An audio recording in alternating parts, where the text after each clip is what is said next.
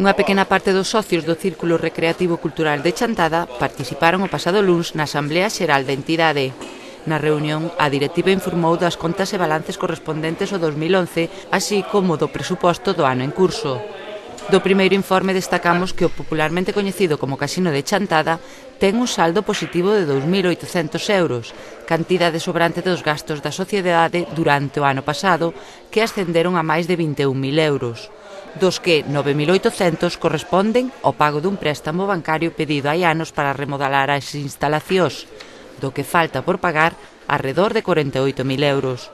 Por outra banda, o único ingreso ven das cotas dos socios, onde se produce algún que outro problema co pago das mesmas. Ao día de hoxe somos 155 socios de pago, é dicir, 155 que pagamos. Cal é o problema? Que hai moita xente que se dá de baixa, o cual é un problema, porque deixa de pagar, pero o problema realmente gordo é a persona que non se dá de baixa que nos devolve o recibo, porque claro, un recibo de 10 euros, si mandas o recibo ao banco para que gestione o cobro e despois non che cobra, o banco devolveche, cobrache polas dúas cousas. É dicir, non só non paga o socio, sino que ademais costan os cartos.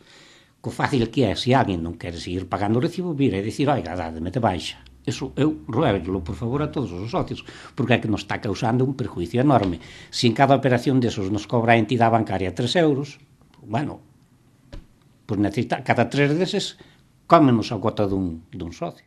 Co número de socios co que contan actualmente e co pago das correspondentes cotas, o casino vai subsistindo, pero a directiva afirma que se o número de socios sigue baixando, non se poderá facer fronte aos gastos. Unha situación que tentarán evitar coa aportación de outros novos por cada un dos existentes. A xunta directiva surxiu-nos a idea de cada persona socia que intente facer a un socio. Vai ser difícil, pero polo menos vámoslo intentar. É a única vía dos ingresos, porque outro tipo de ingresos non vexo por onde quitalos, salvo que o casino se meten actividades lucrativas co cual están prohibidas expresamente por lei, non se poden facer, é dicir, é unha sociedade recreativa e cultural, non ten que tirar ningún de lucro, e se hai ingresos faránse actividades, se non hai ingresos habrá que ir aturando como mínimo hasta o ano 2016 en que se amortizan os créditos, pero tamén que a idea que quede clara, que a día de hoxe vamos subsistindo con dificultades, pero como sigan baixando os socios, evidentemente, calquera día entrará ao banco e dirán-nos, oiga, isto é meu. En canto a posibles subvencións de diferentes administracións, non existen, afirman.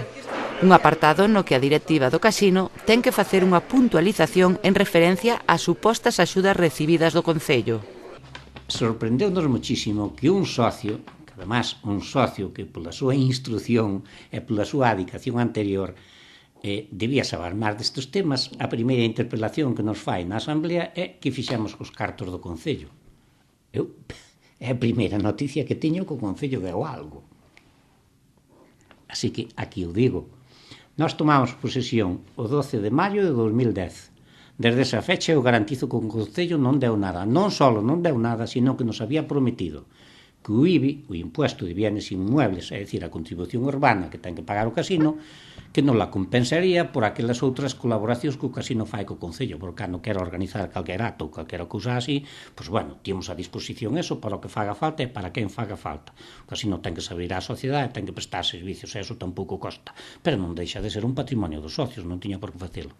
Entón, o Concello habíamos prometido o do IBI.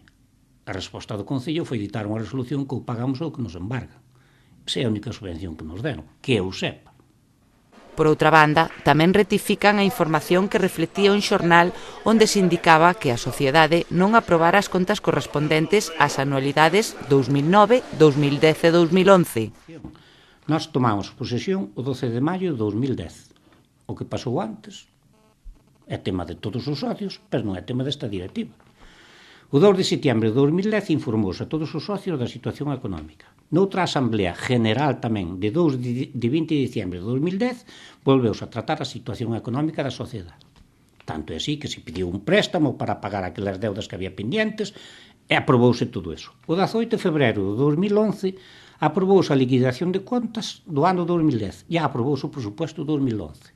E o 9 de abril pasado aprobamos a liquidación das contas de 2011 e o presupuesto de 2012.